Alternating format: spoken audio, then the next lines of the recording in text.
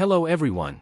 Welcome back to our programming series. Today we are going to see about SkillRack Daily Challenge, that is, JDBC, insert two records.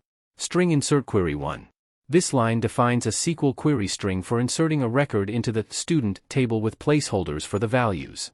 Try, prepared statement pstmt1 equals conn.prepare statement, insert query 1. This line creates a prepared statement object, pstmt1, using the SQL query from insert query 1. It is wrapped in a try with resources block, ensuring it is closed properly after use. pstmt1.setInt 1 sets the value 1 for the first placeholder in the SQL query, which corresponds to the ID column. pstmt1.setString 2 student1 sets the value student1 for the second placeholder, corresponding to the name column. pstmt1.setInt 85 sets the value 85 for the third placeholder, corresponding to the physics column.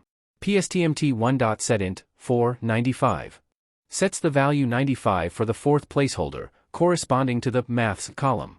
pstmt1.setInt 89 sets the value 89 for the fifth placeholder, corresponding to the chemistry column. pstmt1.executeUpdate executes the update operation on the database using the prepared statement, which inserts the first record into the student table. String insert query 2 defines a new SQL query string for inserting another record. Try, prepared statement pstmt2 equals conn.prepare statement, insert query 2 creates a new prepared statement object, pstmt2, for the second insert query. pstmt2.setInt 2 sets the value 2 for the first placeholder in the second SQL query. pstmt2.setString 2 student2 sets the value student2 for the second placeholder. pstmt2.setInt 91 sets values for the physics, maths, and chemistry columns similar to the previous record.